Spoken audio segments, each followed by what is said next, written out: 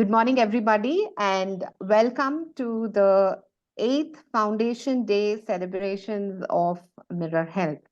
So I'm really glad to be hosting this wonderful Zoom meeting with my champion moms, whom I'm really proud about. So they are going to contribute to patient education and awareness, which is something that they're giving back to the society for being successful as champion moms. So they will share their experiences on how they actually fought their battle against this problem called gestational diabetes and how they actually came out of it, diabetes rather, in general, and how they came out of it. And we will be sharing this on our website, as well as we will be sharing it across 2,000 patient contacts and our acquaintances, so that this would probably, be a beacon of light and inspirational source to all these women that they can also do it if these people can do it. So as we all know, gestational diabetes is a big menace in our country.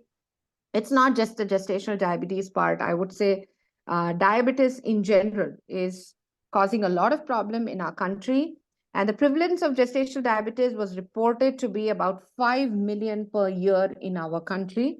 And it is about 10 to 14.3% higher than in Western countries. In fact, most of our women, when they travel abroad, they actually miss to be diagnosed for this problem because it's not so common in the West as it is common in our country because of metabolic issues, maybe because of lack of in utero programming when they were fetuses in their mom's wombs. But whatever it is, we want the next generation to be healthy, and we want to do our best to make sure that the mothers and the babies are safe and this disease does not strike them just the way it has done the previous generation. So, as you're all aware, Mirror Health is a dedicated clinic which caters to all the women's needs with particular emphasis to the care of high risk pregnant women. And metabolic factors like diabetes, hypothyroidism, there could be autoimmune factors complicating pregnancy, or there could be a combination of all this, infections, advanced maternal age, and so many other factors, which could complicate women and which could make it difficult for them to conceive, and their pregnancy is very difficult to monitor. So we do all this. So we start monitoring and surveillance from the preconceptional period, and once they conceive, we take care of their pregnancies, and post delivery, we also advise them as to how to take care of these medical factors that have complicated them so that the rest of their lives are also, healthy, and they know how to actually monitor themselves so that they are active and healthy. So with this big background, I would want to introduce some of my pregnant mothers.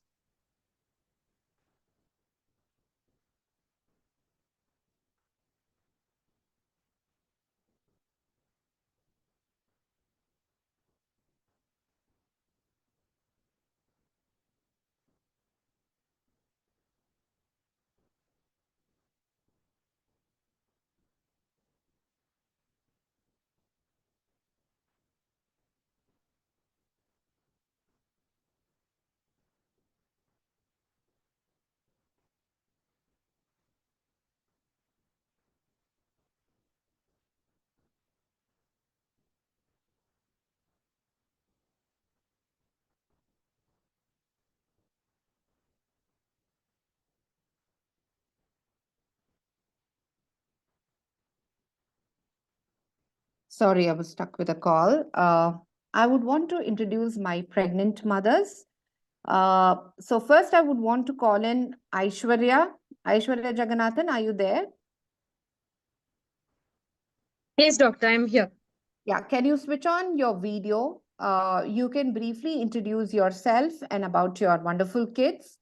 And, you can share your Yeah. experience with particular emphasis to gestational diabetes or diabetes complicating your pregnancy and how you dealt with it and came out of it with 2 healthy children, and how you are continuing to be monitoring your medical risk factors so that you stay healthy. You have about 3 Sure, minutes. doctor. You can share your experience. Yeah. Yes, Thank you Aishwarya, so go much, on. doctor. A very good morning to one and all here. Yeah, I'm Aishwarya. I've been with Dr. Revati from 2010. So I have she has delivered both my kids. I have 2 lovely daughters with me. So during both the pregnancies, I was diagnosed with gestational diabetes. So initially, it was a little bit scary to hear that word, but then with her continued efforts and monitoring, it was very it was not much of a difficult task actually. So once you've been detected with that, so if you keep your sugar levels under control and take all the prescribed medicines along with if insulin is also needed, so insulin plays a very important role as what doctor had told us. So it helped maintaining the pregnancy without any problems or complications until the end, so that even the baby that was delivered didn't have any health issues. So I have heard of many mothers who have not taken sugars very seriously. So they've just taken it very lightly, and they say we can manage with dieting and maybe exercise or something. So they didn't understand the importance of medications, which is very helpful in maintaining the pregnancy throughout and also in delivering a very healthy baby. So my experience had been really wonderful. So both my babies are healthy. Even I have been not having much complications. So post delivery also I am doing fine. Uh, it is not that once you start taking insulin during your pregnancy, you will have to continue it for the rest of your lives. It's not like that. So it's been 3.5 years since I delivered my last child, and my sugar levels are under control. I'm not on any medications for sugar also. So it also depends on how we take care of ourselves, how much of importance we give to our health post delivery. During pregnancy, everybody takes care very well.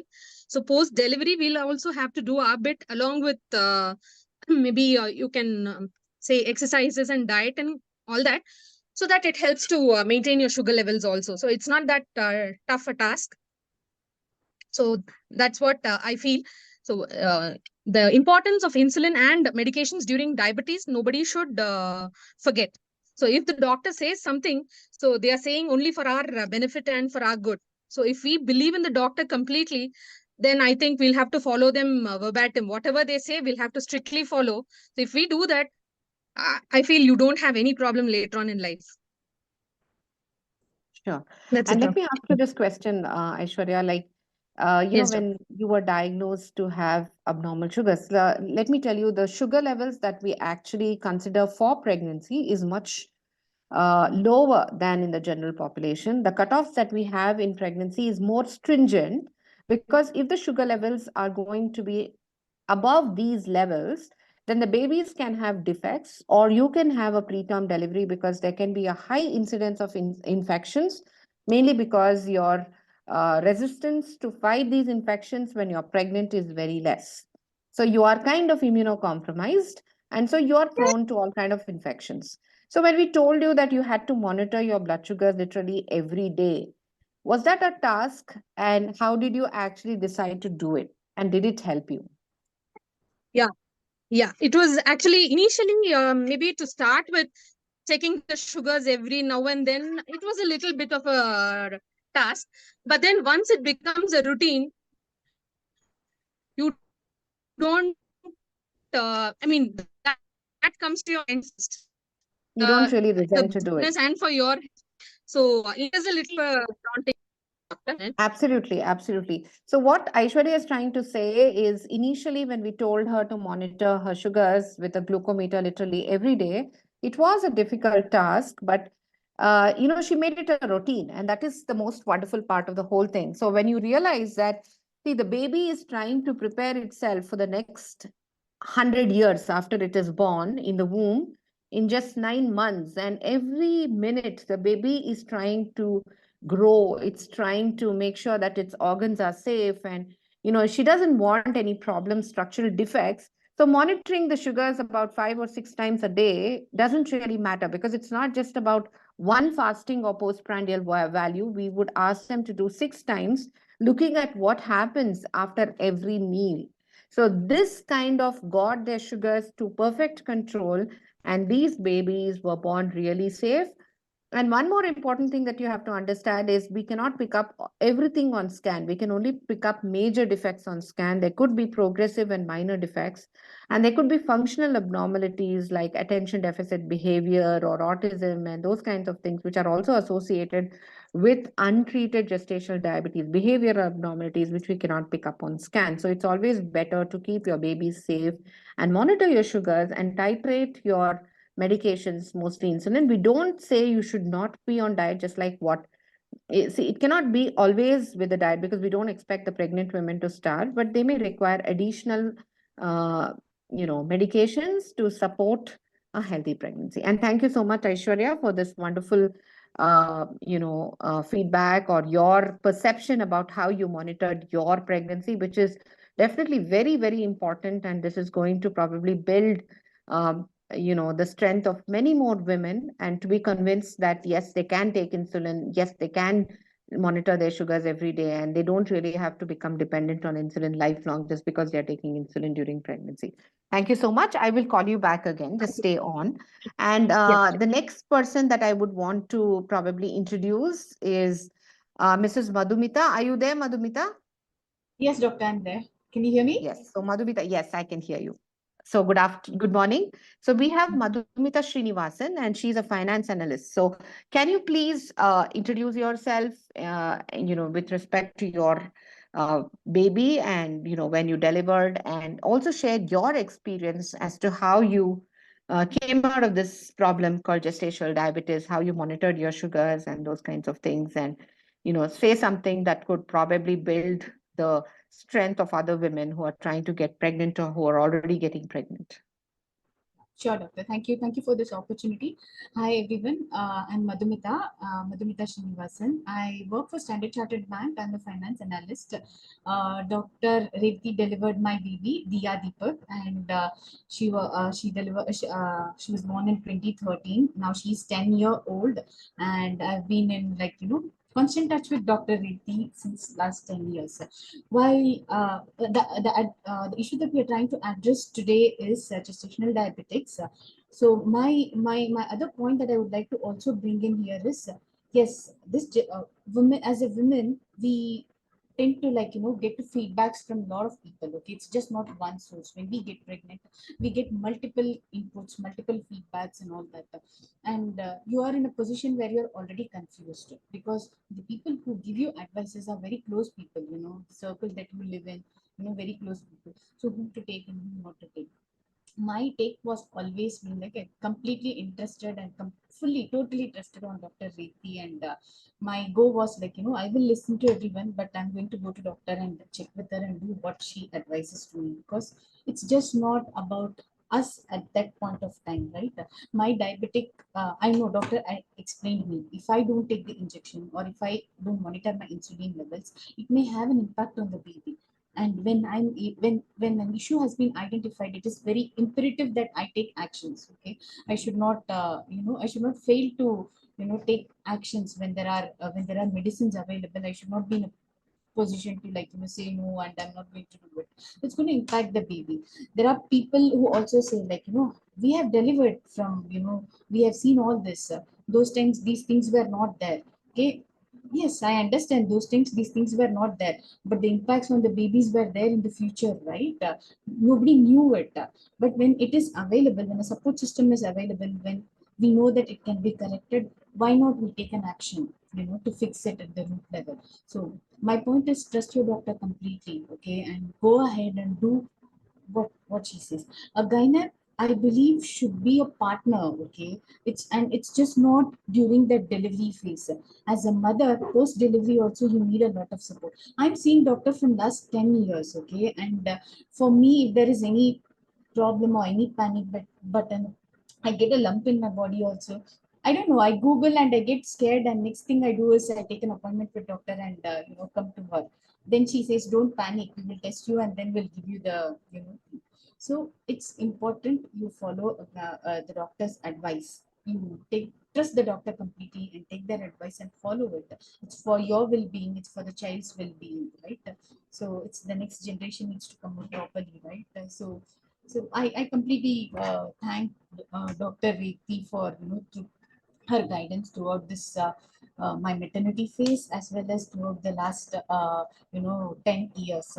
She understands every person and she treats every person differently, the way looking at their background, or okay, you are a working woman, you need to do this things. You have a high risk, then you have to do this. She gives that special care and attention that is very important. She gives equal attention to everyone, and that's really commendable. And I appreciate Dr. Ricky and her team and the support that we have got throughout my pregnancy and the last 10 years. Thank you so much, doctor. Thank you so much, Madhumita. And let me tell you, these two mothers, Aishwarya, Madhumita, and also the other two mothers or the other three mothers that I'm going to call in, are really champions because their children are doing exceptionally well. And I don't know, I mean, probably they would all come into the newspapers and these people would come and tell me, my child is doing so well. So I'm waiting for that day when, these children are going to really climb greater heights. So this is all because they have been so meticulously following everything during their pregnancies. And what Madhumita actually brought out is, see, it's so important that you believe science rather than just believing somebody who is just telling you something because he or she has just heard about it. Because you need some evidence to say, because your baby is the most precious thing that you can actually dream of or imagine in your lives. And you don't want something just for the sake of it or just for a chance to happen to your baby. You want something that is based on evidence. And in fact, we have enough evidence from the Indian perspective. We've had studies where these babies of diabetic mothers have been monitored when they have been treated with insulin. And these babies have been monitored even up to 21 years of age, and they've done very well because their moms took insulin. So, like what Madhumita said, there have been several older women who are saying, like, I delivered so many babies, I never took insulin. But what she does not understand is she's given birth to so many young women now, right now, who are now dealing with polycystic ovaries and so many other problems because she never took care of these babies in her womb. And she exposed them to maybe abnormal sugars, which we don't want to do it to our next generation. So it becomes a very responsible decision that you talk to your doctor, your obstetrician, your maternal fetal medicine specialist, who is probably going to take control of what is best for your baby inside the womb, because this is something that you cannot see. So, and this is based on very strong scientific evidence that babies who are exposed to normal sugars or whatever is considered to be normal during pregnancy do well post delivery, and we don't really have time to try our luck. So thank you so much, Madhumita. And if Madhumita could do it, and now she's a proud mom of Dia, who's a great dancer, and she's into taekwondo and so many other things, I think everybody else can also do it. And thank you so much, and please stay on, and I'm going to ask you more questions. And with this, before I introduce the other moms. Uh, just to add on, I have a special invitee in the form of Dr. Harshit Mishra, who is a naturopath, because it's not management of diabetes is not only about medications, it's a lot about stress control and good diet. So, unfortunately, we were not able to get these people live today, but I have a beautiful recording just to keep you informed about what yoga and diet can do to improve or to decrease stress levels, which can contribute to management of diabetes. So Rajgopal, can you just play Dr. Harshit Mishra's video? Harshit has been a very talented naturopath, has won several national awards. And he is going to collaborate us through, for our pregnant moms and preconceptional couples and anybody who needs advice on naturopathy in Mirror Health in the future. So Rajgopal, can you start the video? Namaste, and thanks to Dr. Revathi and the entire Mirror Health team for giving me the opportunity to speak about yoga and naturopathy and its effect in the pregnancy. So when we talk about yoga and naturopathy, we say yoga stands for Yama, Niyama, Asana, Pranayama, Pratyahara, Dharana, Dhyana and Samadhi. When we talk specifically 3 things which can help us in that is, first is asana, the postures, which helps in strengthening the hip muscles, which helps in improving overall the pelvic floor muscles, also strengthening the entire body parts. Then we go for the pranayama part, which means tasmin sati shwasha prashwasha gati vichedha pranayama. What does it mean? Proper inhalation and exhalation of breath is pranayama. So when your mind is under control, automatically your breaths become normal. When your breath is not in control, your mind doesn't become normal. Your mind is agitated.